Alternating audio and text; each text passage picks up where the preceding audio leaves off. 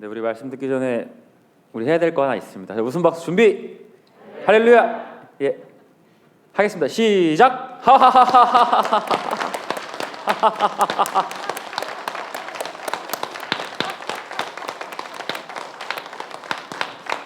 그만. 감사합니다. 네, 오늘 사도행전 27장의 이야기는 이제 바울이 마지막으로 로마에 압송돼가는 과정, 어떤 배 여정에 대한 이야기가 시작되는 27장인데요. 이것은 그냥 이렇게 보면 너무 잘 이해가 안 돼서 제가 지도 하나를 준비했습니다. 네, 지도와 함께 보면서 이야기 나누면 좋을 것 같습니다. 네, 저기 맨 오른쪽에 이제 가이사랴에서 시돈으로 출발을 해가지고 이제 배가 아무 무리 없이 무라를 거치고 니도를 거치는 데까지는 아무런 문제가 되지 않았습니다. 근데 이제 27장에서 문제가 되는 게 뭐냐면은 이제 미항이라고 가운데 그레데 빨갛게 되어 있는 옆에 미항에 잘 도착을 했고, 여기에서 이제 본격적으로 로마 저 이탈리아라는 데까지 가야 되는 상황 가운데서 여기에서 겨울을 나기가 이제 싫은 거예요, 백부장 율리오가. 그래가지고 우리가 빨리 이동을 해야겠다 했는데 사실 거기서 에피소드가 하나 있죠. 바울이 아니다, 우리 여기 있어야 된다, 지금 상황이 날씨가 너무 좋지 않으니까 있으면 좋겠다 이랬는데 이제 백부장 율리오가 선주의 말을 더 믿고 아닙니다, 우리 가야 됩니다 해서 저 베닉스라고 보이시는 게 있는데 저기에서 이제 베닉스라는 섬이 그 항구가 노선이 두 개가 있었습니다. 서북쪽으로 가는 노선이 있었고 서남쪽으로 빠지는 노선이 있었는데 당연히 이탈리아를 가려면 어떤 노선을 타야 되죠? 서북을 타야 되죠. 그럼 서북 노선을 타서 우리가 가야겠다라고 해서 출발을 해서 이제 아래서 남풍을 슬슬 받으면서 출발을 잘 했는데 이제 오늘과 같은 상황이 이제 벌어진 것입니다. 네, 그림 빼주셔야 될 것 같습니다. 처음에 이제 선주들의 말을 듣고 오늘 13절을 보니까 뭐라고 나오냐면 남풍이 순하게 불매 그들이 뜻을 이룬 줄 알고 닻을 감아 그레데 해변을 끼고 항해했다 이러면서 우리 뭔가 되게 잘 되고 있다 이러면서 이제 산품을 두고 이제 가고 있었는데 정말 예상치도 못하게 14절에 유라굴로라는 큰 광풍이 닥칩니다. 방금 한 절 전에 뭐라고 했죠? 그들이 뜻을 이룬 줄 안다 했습니다. 근데 자연재해가 닥치니까 이제는 점점 밀려서 아까 그 중앙에 가우다라는 섬에까지 그냥 바람이 닥치는 대로 밀어대니까 어떻게 하지를 못하고 계속 밀려난 거예요. 그러니까 이제 그제서야 사태의 심각성을 알고서 이제 사람들이 뭘 하기 시작하면 이제 배를 가볍게 하려고 막 짐을 버리기 시작합니다. 목숨보다 소중한 게 어디 있겠습니까? 막 버립니다. 몇 번에 걸쳐서 짐을 버린다는 얘기가 성경에 나오는데 17절에 연장을 내리고 18절에 짐을 바다에 풀어 던지고 19절에는 배의 기구, 노 같은 것도 다 버리고 그 뒤에도 나오지만 38절에는 나중에는 자기들이 먹어야 될 식량인 밀까지도 다 갖다 버립니다. 그러니까 빈손으로 왔다 빈손으로 가는 인생, 이거 쥐고 있어봤자 목숨에 별로 도움이 되지 않으니까 다 버렸습니다. 근데 일은 거기에서 끝나지 않습니다. 17절에 보니까 스르디스에 걸릴까봐 두려워서라는 이 얘기가 있는데, 스르디스는 이제 아래 이제 번역도 보시면 모래톱이라고 되어 있는데 이렇게 우리로 생각하면은 뻘 같은데, 그러니까 배가 한번 걸리면 진짜 오도 가도 못하니까 그 스르디스에 걸릴까봐 두려워서 이제 어떻게든 바람을 타서 거기는 벗어나야 된다라고 하는 그 순간에 이제 아까 그 지도에서 멜리데라고 하는 가운데 그 큰 바다에서 이제 유랑하는 그러한 처지가 돼버립니다. 20절을 보시면 여러 날 동안 해도 별도 보이지 않고 큰 풍랑이 그대로 있음에 구원의 여망마저 없어졌더라 이렇게 나옵니다. 하필이면 또 재수도 없게 해가 또 안 뜨는 날씨, 악천후, 비가 막 며칠째 쏟아지는 그런 날씨였는데 나중에 뒤에 가서 보시면 이렇게 지냈던 시간이 열 나흘이라 이렇게 나오고 있습니다.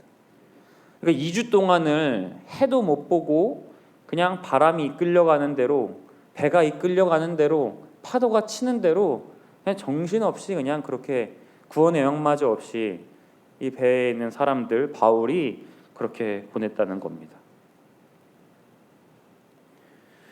그런데 이 말씀을 기록한, 이 사도행전을 기록한 사람이 바로 누가인데요. 이 상황이 바울만 처해진 상황은 아니었고, 이 누가와 바울, 그리고 2절에 보면 데살로니가 사람 아리스다고라는 이 사람들이 같이 이 배에서 이러한 어려움을 겪고 있었습니다.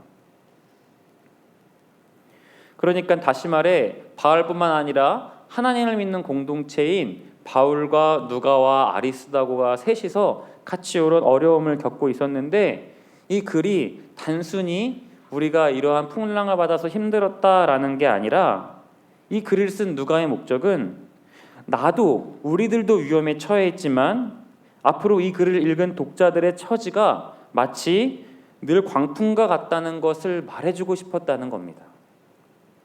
다시 말해서 글을 읽는 독자들, 그리고 현재 우리의 삶이 이러한 광풍을 만난 항해자의 삶과 같다는 것입니다.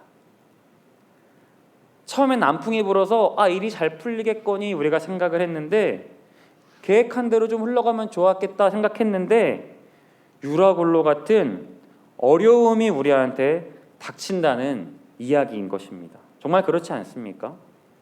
인생은 쉽지 않습니다. 우리가 계획한 대로 뭐가 착착착 진행되지 않고 중간중간에 이러한 유라굴로 같은 광풍을 만날 때도 있고요. 또 어떤 때는 내가 모았던 것들, 소중하다고 했던 것들을 내 손으로 스스로 바다에 짐으로 버려야 할, 그러할 때도 있다는 것입니다.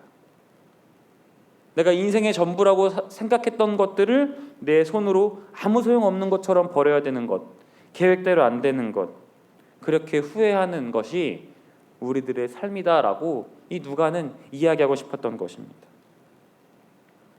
심지어 해도 별도 보이지 않아 어디로 갈지 모르는 망망대해 같은 것이 우리네 인생이다, 누가는 함께 공유하고 싶었던 것이죠. 그렇게 이야기가 끝나면 참 슬픈 인생인데, 감사하게도 감격스럽게도 그렇게 누가가 거기에서 글을 마치지 않습니다. 그렇게 다 희망을 잃어버린 것 같이 모든 짐을 내버린 그런 텅 빈 배 가운데에서, 그 희망이 없는 가운데 바울이 일어나서 선포를 합니다. 22절의 말씀입니다. 내가 너희를 권하노니 이제는 안심하라. 너희 중 아무도 생명에는 아무런 손상이 없겠고 오직 배뿐이라. 아멘. 그가 이렇게 확신하는 이유가 어디에 있습니까? 이어서 24절의 말씀은 우리 함께 읽으면 좋겠습니다. 우리 24절 말씀 함께 읽겠습니다. 시작. 바울아, 두려워하지 말라. 내가 가이사 앞에 서야 하겠고 또 하나님께서 너와 함께 항해하는 자를 다 내게 주셨다 하였으니 아멘. 아무리 누가가 말한 우리의 인생의 배가 유라굴로로 밀려가 바다 한가운데 망망대해 있더라도, 별과 해가 보이지 않더라도 하나님께 소명, 사명을 받은 자는 결코 바다 가운데서 죽지 않습니다. 우리 주님께서는 절대로 사명자를 그냥 죽도록 내버려 두시지 않습니다. 할렐루야. 이 어려운 시기에 성도님들, 이 말씀을 통해 하나님께서 주시는 확신을 가지고 담대하게 이겨내시기를 주님의 이름으로 축복합니다. 사실 바울이 이렇게 이야기를 하고 희망의 메시지를 선포했는데도요, 뒤에 머지않아 말씀을 계속 보면은 이 주변의 사람들이 밤맛이 다 떨어진 거예요. 바울이 밤마다 이렇게 막 전하지 않았겠어요? 희망을 전하지 않았겠어요? 근데도 저 얘기를 듣고 있는데도 아직도 자신이 없고, 그러니까 밥 먹기를 싫어하니까 막 바울이 한 명 한 명 음식 먹어야 된다, 우리 먹어야 산다, 이럴 때일수록 먹어야 된다 이러면서 음식 먹기를 권하고, 34절에 음식 먹기를 권하고 너희의 머리카락 하나도 주님께서 상하지 않도록 인도하신다, 이렇게 해가지고 결국 한 번 더 지도를 보여주시면 좋겠습니다. 저 멜리데라는 섬으로, 저 동그라미 제가 빨간색 쳐놨는데, 이렇게 한 15일이 지난 뒤에 탁 안착을 합니다. 그때 살아남은 사람이 모두 몇 명인 줄 아십니까? 바로 276명이나 되는 사람을 살립니다. 결국 바울이 희망을 전하고 메시지를 전하고 음식 먹기를 전했더니 결국 살아남은 사람이 276명이 되었다는 겁니다. 놀랍지 않습니까? 사랑하는 성도님들, 바울이 이렇게 살아남을 수 있었던 것은요, 하나님께서 바울에게 로마에 도착할 것이라는 구체적인 약속을 주셨기 때문입니다. 다시 말해 이 일은 우리 삶에서도 충분히 일어날 수 있음을 믿으시기를 축복합니다. 우리 가운데 하나님의 구체적인 약속이 우리 마음 가운데 있으면, 희망이 있으면 우리는 고난을 인내하는 능력을 얻을 수 있고 죽음에 직면할 수 있는 용기를 얻을 수 있다는 것입니다. 하나님은 그렇게 이로써 목적을 이뤄나가시는 분임을 신뢰하고 믿으시기를 축복합니다. 바울은 최종 목표였던 이 로마로 가기 전, 로마에 근데 뭐 하러 가려는 거였죠? 바울의 의도는 전도하고 하나님 말씀 전하러 가는 거였잖아요. 이미 출발하는 중에, 과정 중에 276명의 사람들에게 하나님의 메시지, 복음을 전한 것과 다름이 없게 되었습니다. 그들은 하나님이 함께하는 그 바울과 진짜 같이 있었던 것뿐인데 구원을 경험한 사람들이 되었습니다. 바울이 희망을 버리지 말고 음식을 먹자 이렇게 권하면서 저 사람은 뭔데 저렇게, 뭐가 이렇게 희망이 있어서 살까? 열 나흘 동안 그런 생각하지 않았겠습니까? 저 사람 정말 대단하다.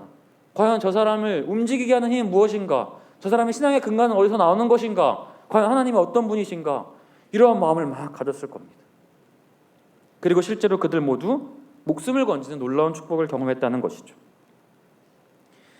희망이 점점 없어지는 우리 이 시대, 코로나로 더 가속화된 것들이 많지만 마치 배가 바다 가운데서 키를 놓친 이 상황이 바울과 크게 다르지 않습니다. 그러나 그것은 세상 사람들의 생각입니다. 우리에게는 희망이 있습니다. 왜?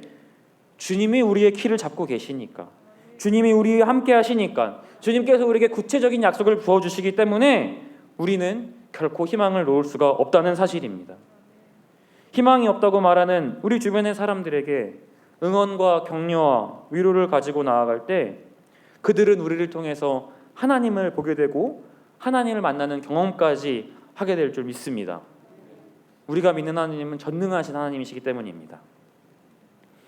오늘 이 본문이 이제 바이블 타임을 이제 읽으면서 이제 오늘이 마지막 사도행전인데 새생명 축제를 우리가 앞둔 이 시기에 이 바이블 타임이 사도행전 말씀을 읽게 하는 것이 결코 우연이 아닙니다.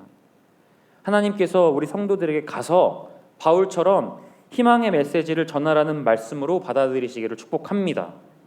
바울이 구체적인 하나님의 약속을 잡고 굳건히 서 있었더니 276명의 사람을 구원했고 나도 살고 너도 사는 그러한 모든 해피엔딩이 오늘 말씀인 것입니다.